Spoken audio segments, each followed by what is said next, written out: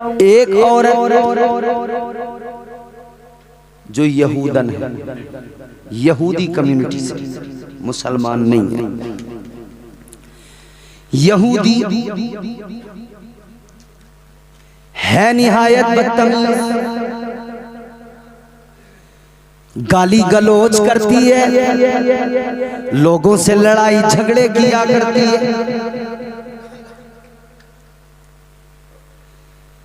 جس راستے سے وہ عورت نکلے، لوگ شریف لوگ اس کو راستے میں دیکھ کر اپنا راستہ بدلتے ہیں، کہتے ہیں اگر یہ سامنے آ گئی بدتمیزی کرے گی، برا بھلا کہے گی، گالیاں دے گی۔ پورے مدینے میں سب جانتے ہیں کہ وہ فلاں عورت بدتمیز ہے، برا بھلا بولتی ہے، گالیاں دیتی ہے، لوگوں کو بے وجہ ٹارچر کرتی ہے، لوگوں کو تنگ کرتی ہے۔ مگر آؤ میرے عزیزو، ذہن ذرا میری طرف کرو، تاجدار مدینہ، تمہارے میرے آقا مدینے کی گلیوں میں گزرتے ہیں، آقا مدینے کی ان شاہراہوں میں گزرتے ہیں۔ تاجدار مدینہ والی کائنات مصطفیٰ کریم ایک روز گزر رہے ہیں، آقا نے دیکھا وہی عورت سامنے سے آ رہی ہے، وہ عورت جسے دیکھ کر شریف لوگ راستہ بدلیں، وہ عورت جسے دیکھ کر اچھے بھلے لوگ راستہ بدل کر آگے نکل جائیں، وہ عورت سامنے سے آ رہی ہے۔ تاجدار مدینہ کے غلاموں، جب اس عورت کو آتے ہوئے میرے آقا نے دیکھا تو راستہ نہیں بدلا، بلکہ وہ آقا کے پاس آ گئی، مصطفیٰ جان رحمت کے جب قریب آئی ہے، اس وقت میں میرے آقا، تمہارے میرے آقا امام الانبیاء کھانا تناول فرما رہے ہیں۔ اللہ اللہ، ذرا میری بات کو اب سن لینا، آقا کھانا تناول فرما رہے ہیں، حضور کے ہاتھ میں لقمہ ہے، حضور نے یوں لقمے کو شوربے میں ڈبویا ہے، یوں اپنے لبوں کے قریب لائے ہیں، تاجدار مدینہ نے اپنے منہ کے اندر لقمے کو رکھا ہے، ادھر میرے آقا نے لقمے کو منہ میں رکھنے کے لیے اپنے لبوں کے قریب کیا ہے، بس لب سے لگا ہے، ادھر پیچھے سے وہ سامنے سے وہ عورت آئی، وہ یہودی خاتون آئی جو نہایت بدتمیز ہے، مشہور ہے، جو لوگوں کو تنگ کرتی ہے، مشہور ہے، جو ظلم و زیادتی کرتی ہے، مشہور ہے۔ ادھر آقا نے نوالا بنایا، لقمہ بنایا، لب کو ابھی لگا ہی ہے کہ یہ آگے آئی، اور آقا کو پریشان کرنے کی نیت سے اس نے وہ لقمہ آقا کے ہاتھ سے چھین لیا اور اپنے منہ کے اندر رکھ لیا۔ جب اس نے لقمہ چھینا، اپنے منہ میں رکھا، یہ سمجھتی تھی میری اس حرکت سے یہ چڑھ جائیں گے، غصہ کریں گے، ناراض ہوں گے، لیکن میرے عزیزو آقا کا کردار دیکھو، مصطفیٰ کا کردار اور اخلاق دیکھو، اس نے لقمہ چھین کے منہ میں رکھا، میرے آقا نے دوسرا لقمہ بنایا، فرمایا لے یہ بھی لقمہ کھا لے، میں تو آیا ہی اس لیے ہوں کہ غریبوں کو آ کر کھلاؤں، پیاسوں کو آ کر پلاؤں۔ آقا نے فرمایا میں تو ہر کسی کا خیال کرنے آیا ہوں۔ حضور فرماتے میں تو آیا ہی اس لیے، یہ اس کی توقع کے خلاف ہو گیا، اسے لگا تھا ناراض ہوگا، بھئی آپ ہی کھانا کھا رہے ہوں، لقمہ بنائے بیٹھے ہوں، کوئی آئے اور چھین کے منہ میں رکھ لے تو ادب کے خلاف، برا لگے گا، غصہ آئے گا، یہ کیسی بات ہے، یہ کیسا طریقہ ہے؟ عزیزان گرامی القدر غور کیجئے،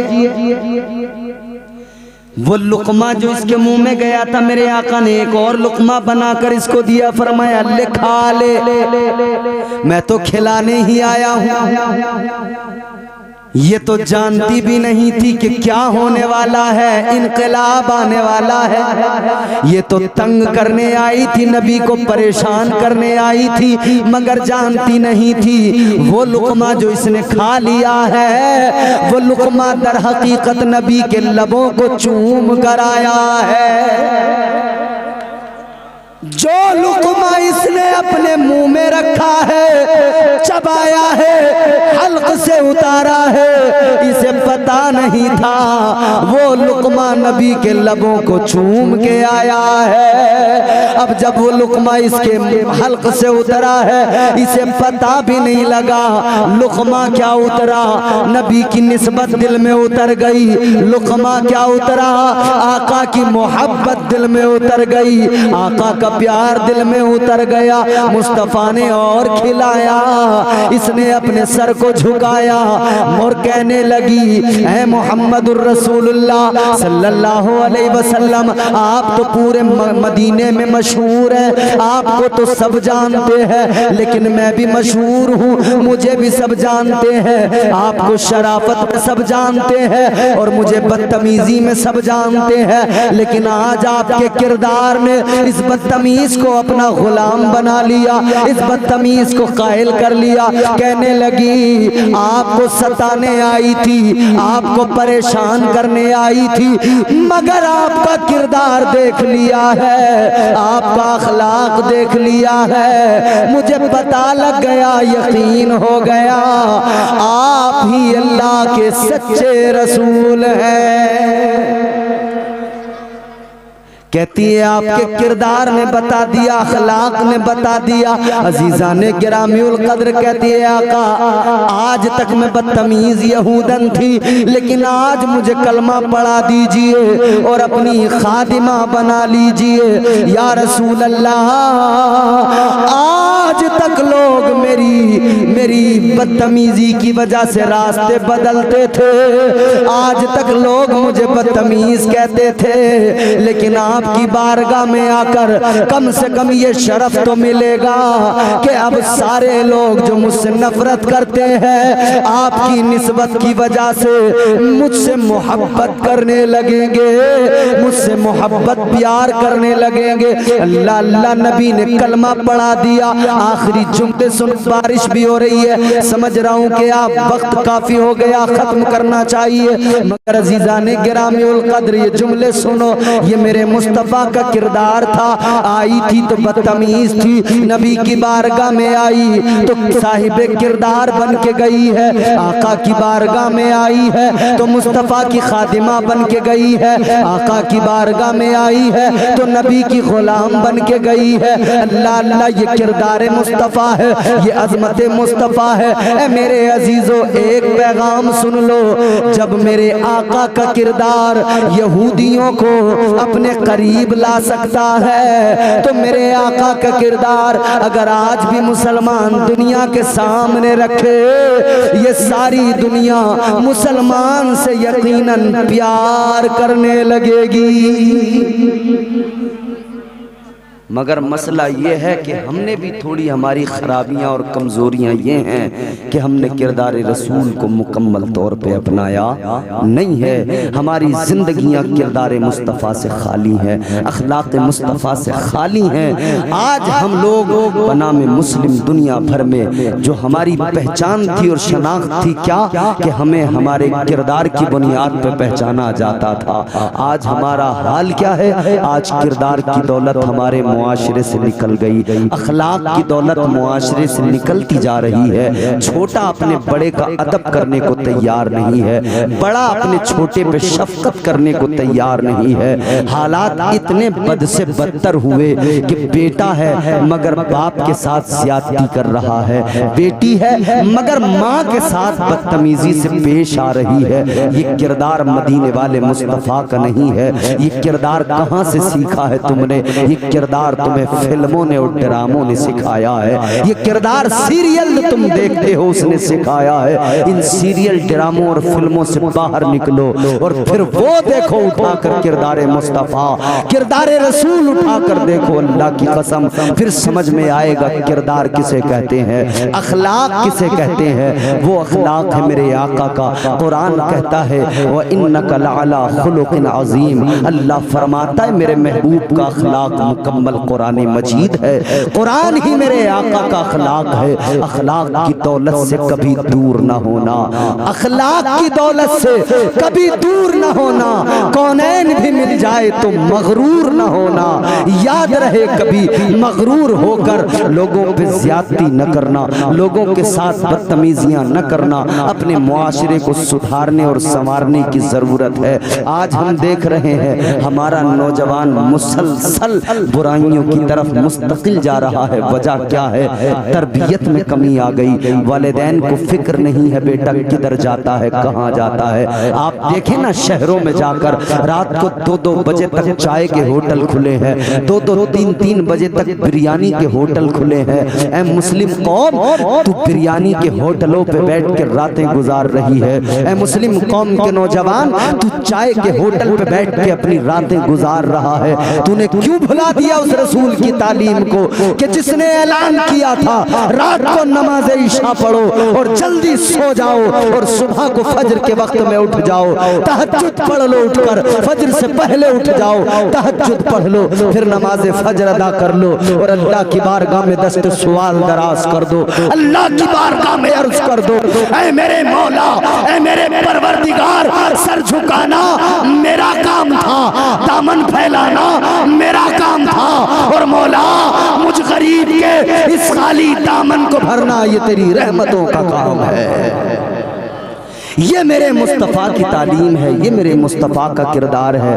ابھی ہم جب آپ کے یہاں آئے، رائے پور جب ہم پہنچے نا، رائے پور چھتیس گڑھ کی راجدھانی ہے، ہم نے بھی بڑا رائے پور کے بارے میں سنا تھا۔ عمران بھائی لے کے آئے، ہم نے کہا چائے پینا ہے، یہ ہم کو اس ایریے میں لے کر گئے جو اپنا ایریا کہلاتا ہے۔ لیکن جب اس علاقے میں گئے، صبح میں تقریباً 8 ساڑھے 8 یا 9 بجے کا ٹائم ہے، لیکن سناٹا ہے ہر طرف، کوئی بندہ نظر آ رہا ہے۔ میں نے کہا کیا مطلب یہاں پر ابھی تک کوئی بھی نظر نہیں آ رہا؟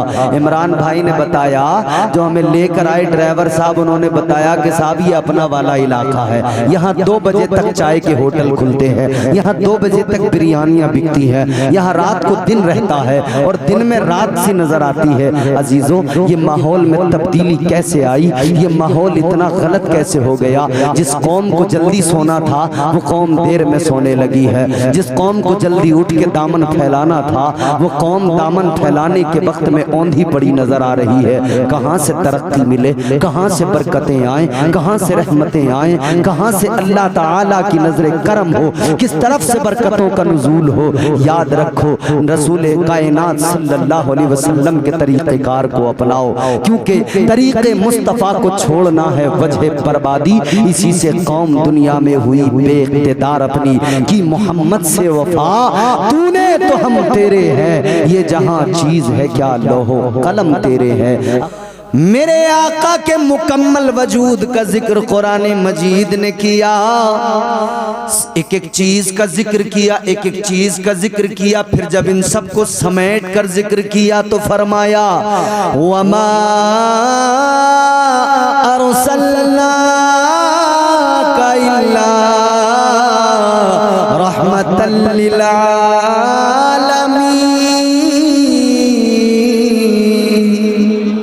سبحان اللہ، سبحان اللہ، سبحان اللہ۔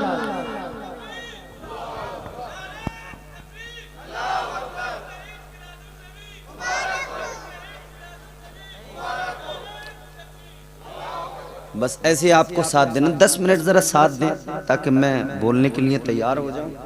میں ایک بار تیار ہو گیا تو میں آپ کو تیار خود ہی کرتا رہوں گا۔ پھر یہ مقام مصطفیٰ ہے کہ قرآن میرے آقا کی تعظیم و توصیف بیان کرتا ہے۔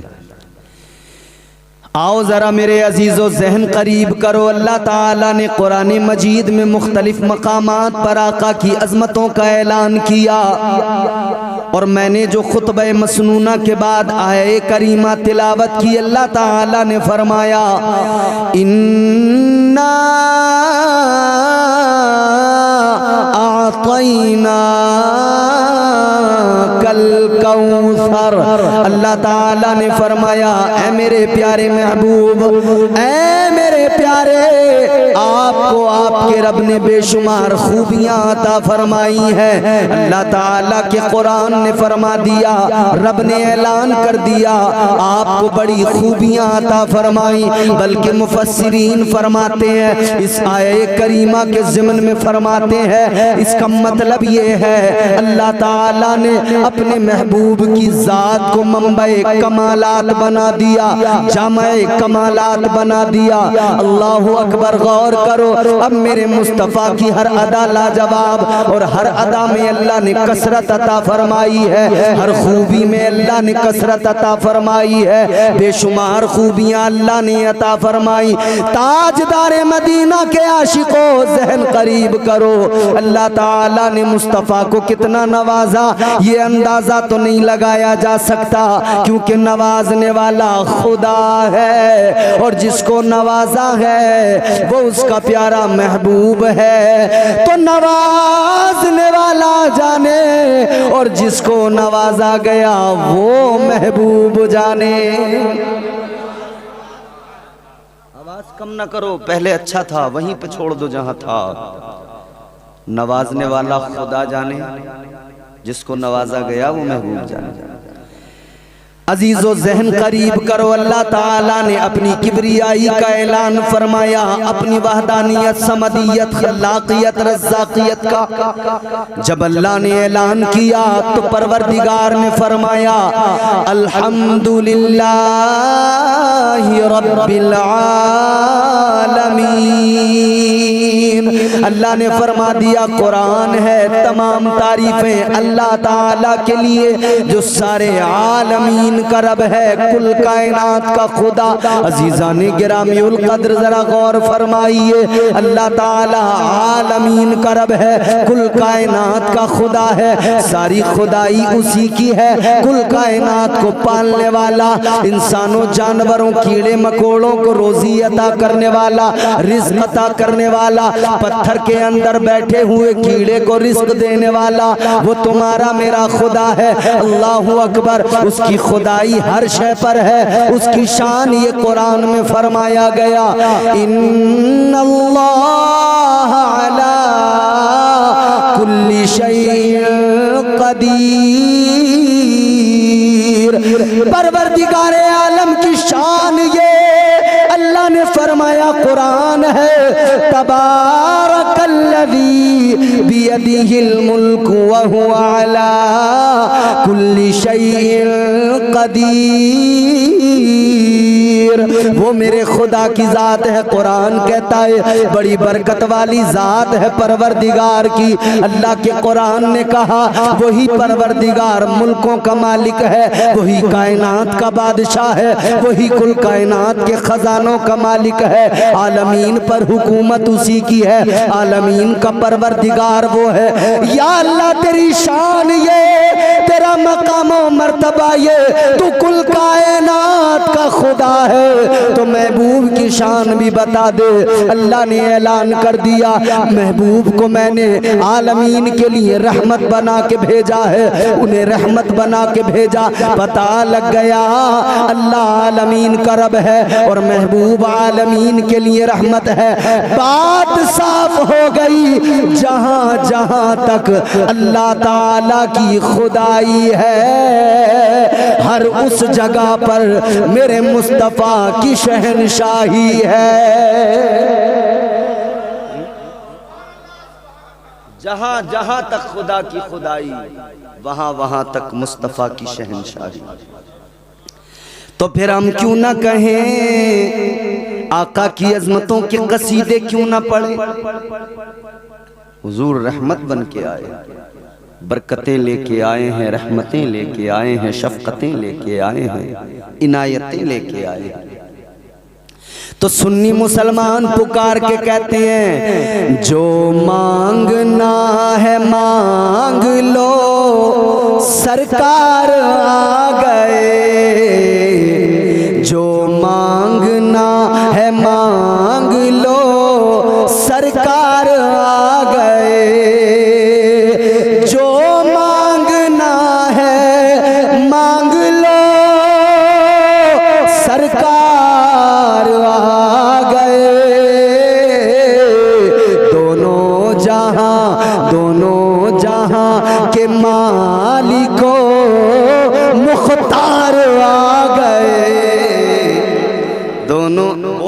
ہیں آپ سبحان اللہ. دونوں جہاں کے مالک و مختار آ گئے, جو مانگنا ہے مانگ لو. ادھر دیکھو میری طرف, جو وہ لے کے آ رہے ہیں انہیں لانے, وہ ان کی محبت ہے. اچھا میں یہ دیکھ رہا تھا کہ آگے والا جو یہ ڈپارٹمنٹ ہے, آگے والے لوگ ہیں, یہ بیچارے اپنا کام کر رہے تھے, پیچھے والے مگر ذرا خاموش تھے. تو اب میں پیچھے والوں سے ذرا درخواست کر رہا ہوں, گزارش کر رہا ہوں کہ آپ ذرا جڑ جائیں میرے ساتھ.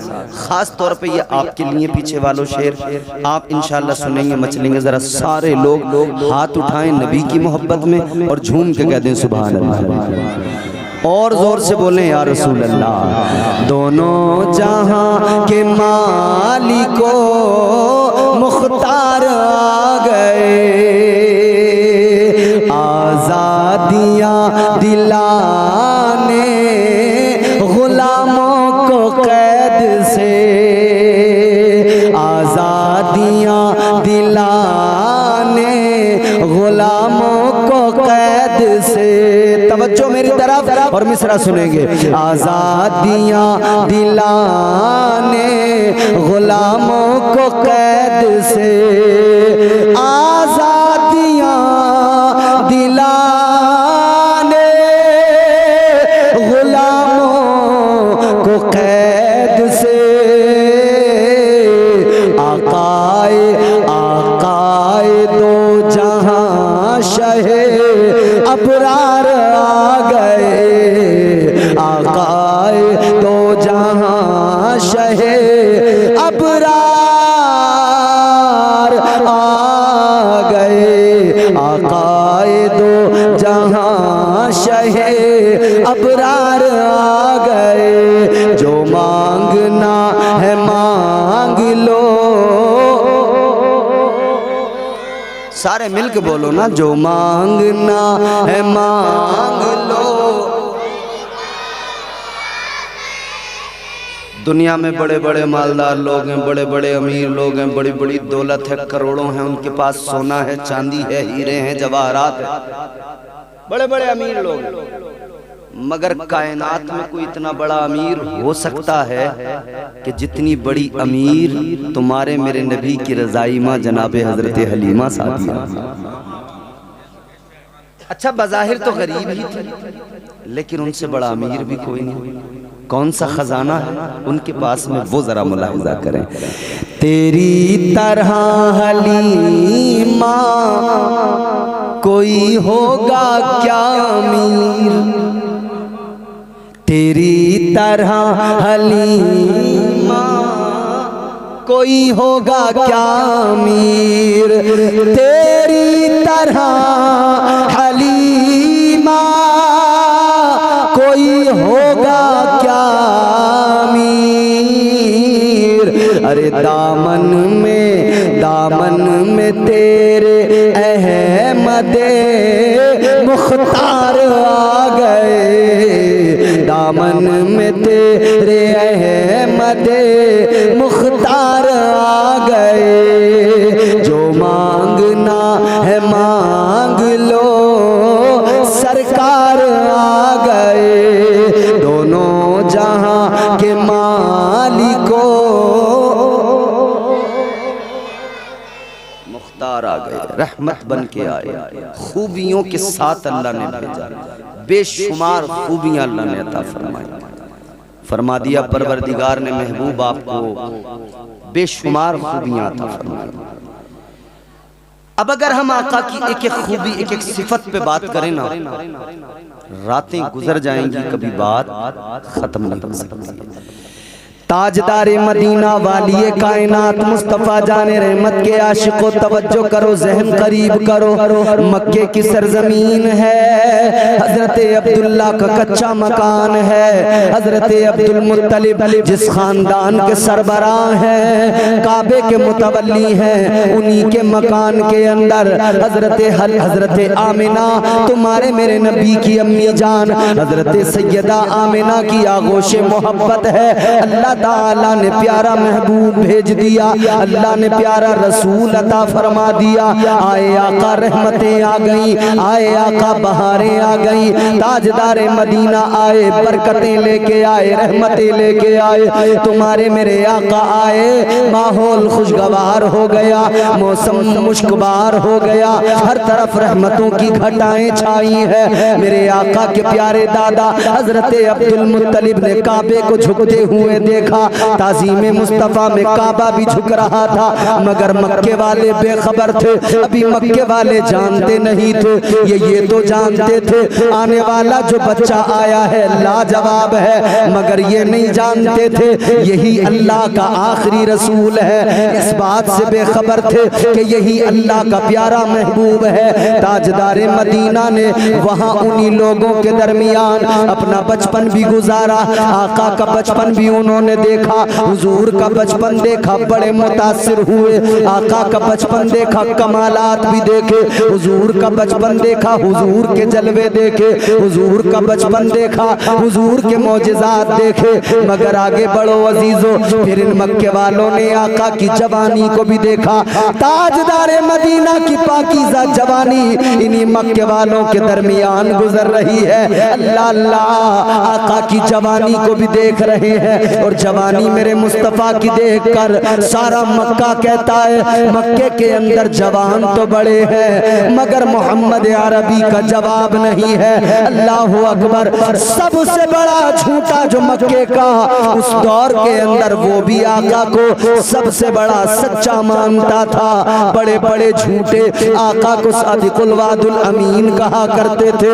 یہ تمہارے میرے آقا کی شان ہے، جوانی بڑی پاکیزہ، جوانی بڑی لاجواب ہے۔ اللہ اللہ، مکے والوں نے جوانی کو دیکھا، بڑے متاثر ہوئے، یہاں تک